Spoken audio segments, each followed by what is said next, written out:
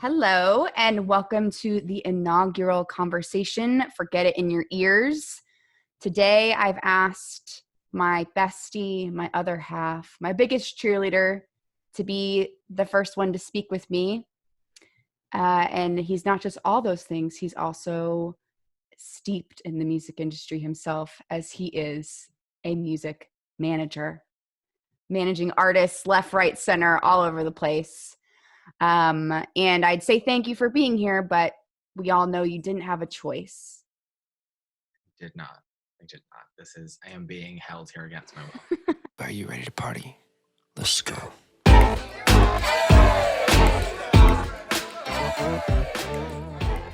We'll start it off pretty simple and ask how 2021's starting for you. How's it been? I feel like it is 2020 part two. Nothing's really changed. The days feel a little bit longer. But yeah, I don't know. Nothing really has changed. It's kind of the same thing. I work from home. I have a ring light. This is my first time using it. Me too. Honestly, I may use it a lot because I hate this. Yeah, I'd say since 2020. Yeah, I feel you. I feel like that's a pretty good summation so far of our first, 2 weeks now? Just a continuation. But all we can do is hope that it gets better.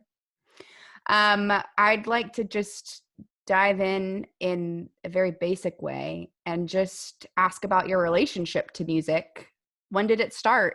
Were you a little kid that loved listening to music? Were your parents, did they have it in the house all the time?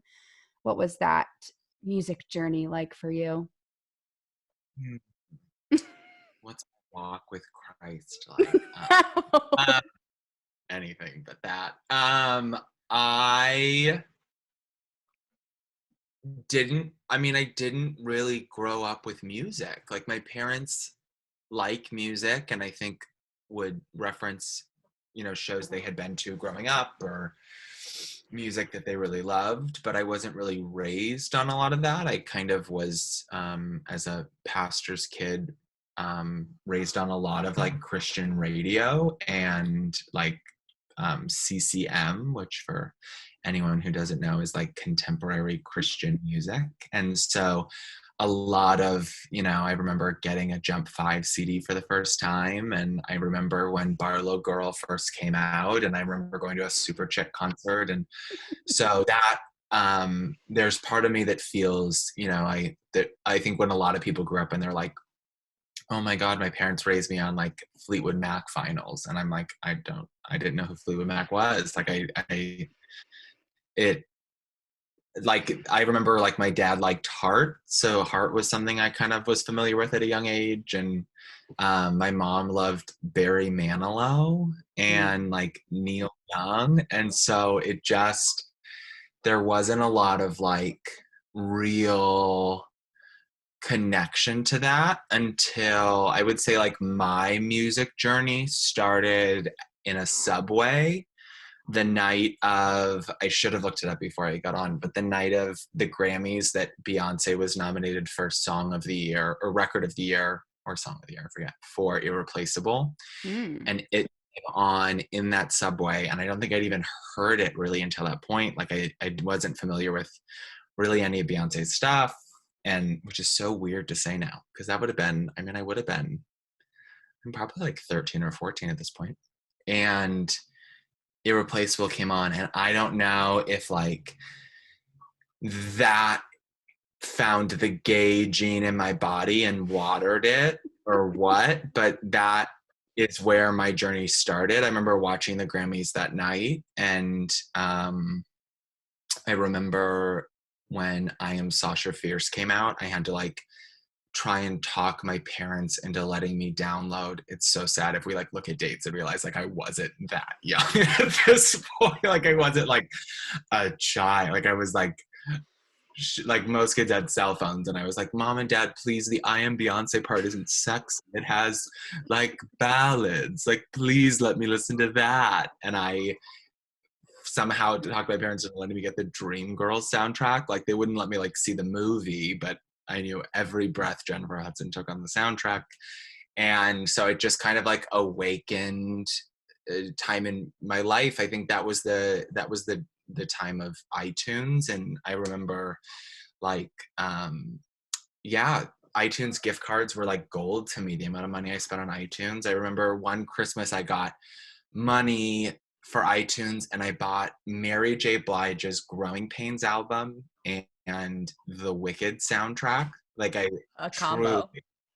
like a combo. And I think music like just has that ability to like, I still look back at that Mary J. Blige Growing Pains album as one of my favorite albums. Like because it really it really was like the early part of me loving music. And I found that's at some part I discovered the Alison Krauss, Robert Plant album. And like, I just was, and that's where my addiction to like new music, at that time it was New Music Tuesday, but New Music Tuesday, Friday, like I used to wait until the moment the iTunes store had switched and then jump on and like go through the new releases. And even to this day, like going through new releases is it's a high. Like I like seeing what's out, seeing like new pre-orders, seeing who announced, seeing what new single dropped, especially at that time when it was like iTunes was the king.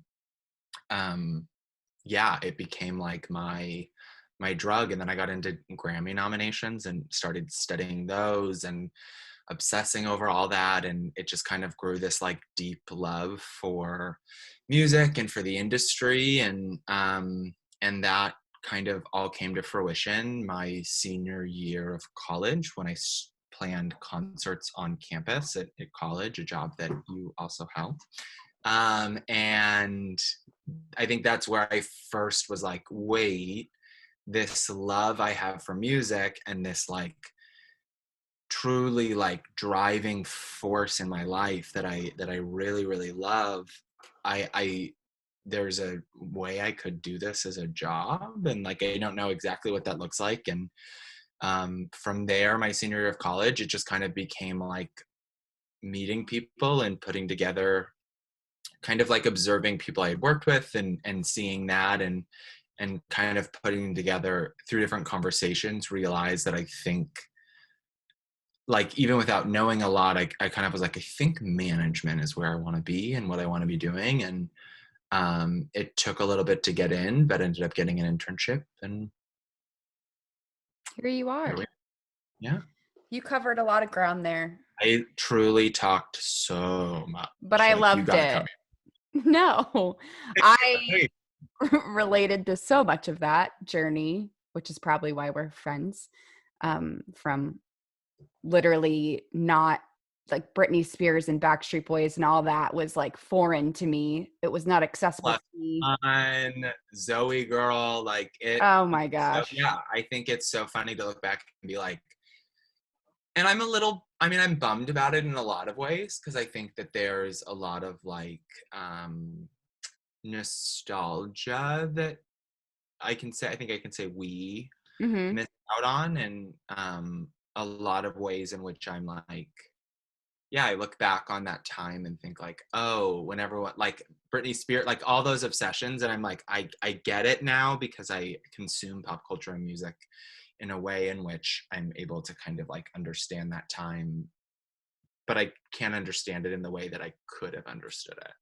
And I think there's like a love and an appreciation for music that I've had to like learn myself, that I wasn't given early on, and that I'm a little sad about as well.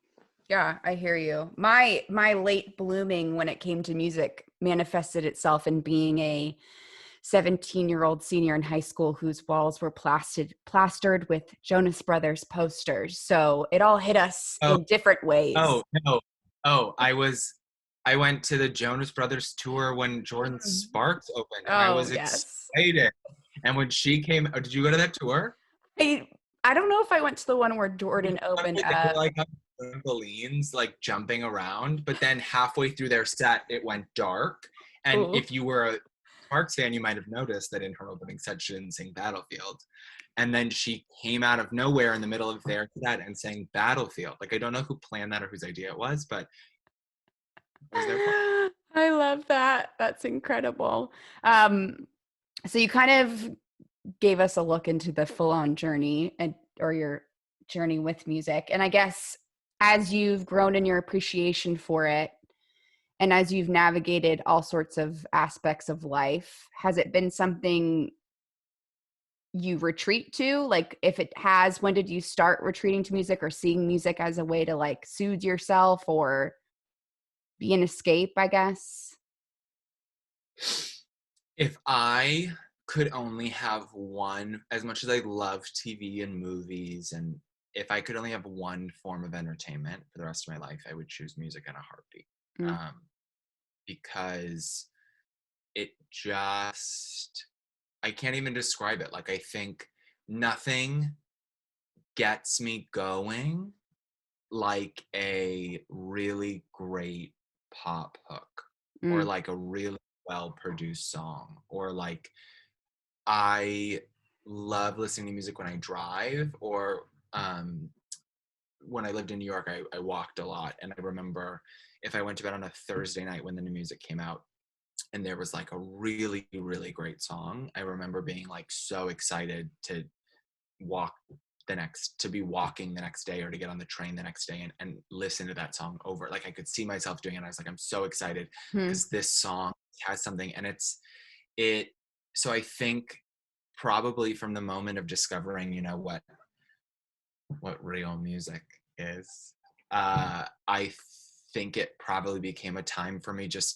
I think, to fully escape. I think those Beyonce albums, a lot of that early Alicia Keys stuff, trying to think what else. Yeah, that Mary J. Blige album, like a lot of that, the Wicked soundtrack, like a lot of that stuff, especially in high school, was a major escape. And I think even to this day, like if I just need to turn everything off, I have a playlist for, you know, if I need to turn everything off but feel like a bad bitch, I have that playlist. And if I need to turn everything off and feel like the world is crumbling and I'm sad, I have that playlist. And music is everything. I relate. I get it. I get that vibe. It's the cheesiest thing to say in response, but music, it just creates the soundtrack to our lives. I say it as cheesy, but it's true. I mean, the editor editing this, you're gonna want to cut no, we are not editing that. I think of the thing you just spoke about of like listening to music and imagining or envisioning yourself in a space because you know it can be assigned to that experience. And I think that's the most beautiful part about the beautiful thing about music. It's something we can assign. And I don't think that's how everybody approaches music. And I think that's fascinating to me. Yeah. And I don't know, going back a little bit. Drug for me. There are certain things sonically in a song that are a drug for me. Oh, and for that nothing excites me like a great song. Nothing, a great hook is my favorite thing in the world. Yeah, I hear you. So how, as you're in this position for work, it's your career, it's how you pay the bills, where do you see yourself being, like, what part of it is most exciting to you? Because obviously you work in music, but I feel like the lines can get muddied when it's also your job. So how do you kind of like keep the romance alive? Another cheesy thing to say, but it's kind of, how do you keep discovering or keep listening outside of the artists that you represent and are pouring your time into? I am constantly listening to music. And so I'm constantly wanting to find new music that I love as much as the music I'm listening to, because I have a tendency to listen to stuff I love over and over again, and then I kind of get tired of it, and I need to find something new. So I'm always listening. I mean, New Music Friday, that 9 p.m. on Thursday night in LA is still my favorite time of the week. And I still, now it's Spotify, but I still check to see what is new and what's out. It's my favorite thing in the entire world to see, you know, somebody dropped a song you didn't know was coming out, or this song you've been looking forward to, or this artist you forgot about and they show up in your release radar with a new song. And it is, that like 10 minutes of discovering what's out is probably my favorite part of every week. I love that. That allows me to see what new music is out, to see what artists I love are working on. And all of that is like not in spite of what I do for work. I think it just is like the fact that I do it for work hasn't taken that away. Like I still love music regardless of like my job. I love that. And how often would you say you find yourself inspired by other artists, that like those ideas or those directions they're heading? How often do you bring them to the table for your artists as you're managing them? Do you find yourself doing that often?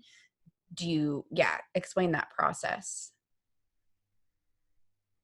I would say a lot of like release strategies or marketing ideas, or different things on socials or announcements, like anything in that realm. I work with all like really brilliant artists in the way that they have a very clear vision of who they are. So there's no like bringing to the table like, oh, this person is doing this, you should do that, when it comes to like sound or aesthetic or anything like that. But when it comes to like, oh, that was a really interesting way to announce that project, or this is a really interesting way they've been promoting this project, and kind of like learning from other artists and learning from what's working and what's not working, and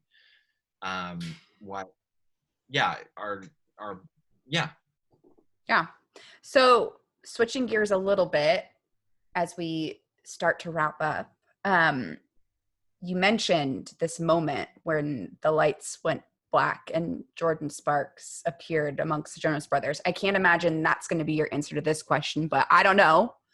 I guess we'll see. So what if you, like, in all of, I mean, I can't push back on that. But I want to know, I mean, we've been to many concerts together. You go to concerts all the time when we could. 2022, I'm hoping we're going to get back into the concert groove. But if you could relive any live music moment, what live music moment would you relive? I have two. Ooh, okay. One is me and two friends, and if Grammy was here, she would say two friends and I went to see Dua Lipa at Dua Lipa. I don't know. I think it's Dua Lipa. I'm really not sure. Oh, that should be edited. Offensive. Rewind. Went to go see Dua Lipa. God bless. At the Palladium, and we were wearing matching Whitney Houston t-shirts that I made everyone buy from Top Man, and we were wearing matching Whitney Houston t-shirts, and it was just so much fun. And I think not only is Dua a queen, and it was a great performance and a great show, but it was I think, and we've experienced this many times, but music, especially live events, are best shared with friends and with love. And we just had so much fun. And I look back on that night and I'm like, it was just such a fun night and such a great show. And yeah, I feel like as I'm talking, I'm going to think of like 300 more. So I'm going to quickly say my second one before my Good. off.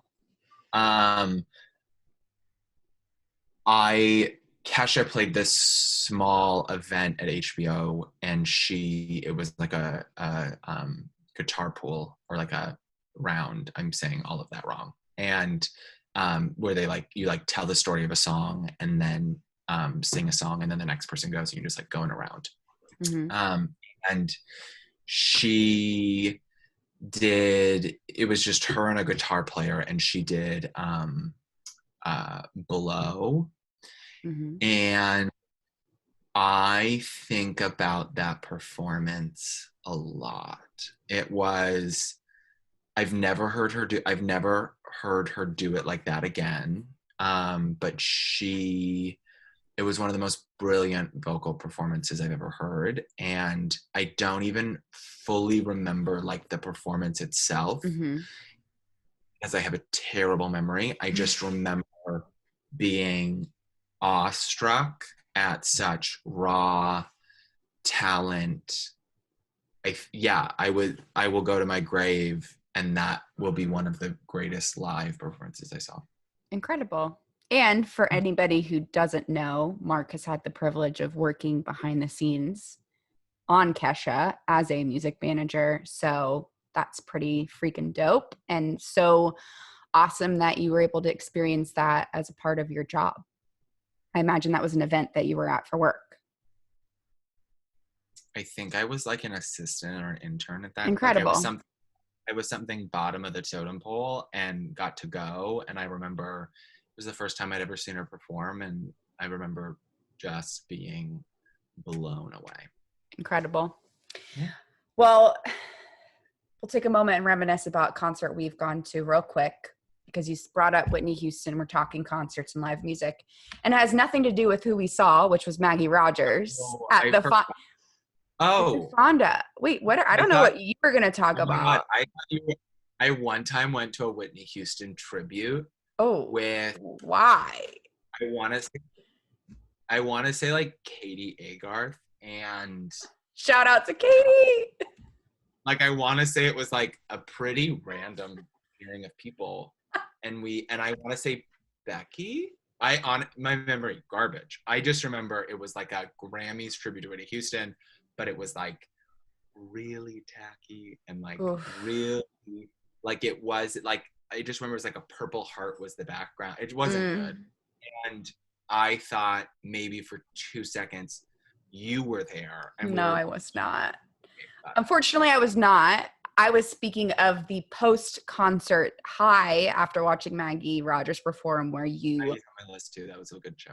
Where you cut the rug dancing to I Want to Dance to Somebody afterwards. I believe it's on the Instagram grid if anybody wants to go check that out.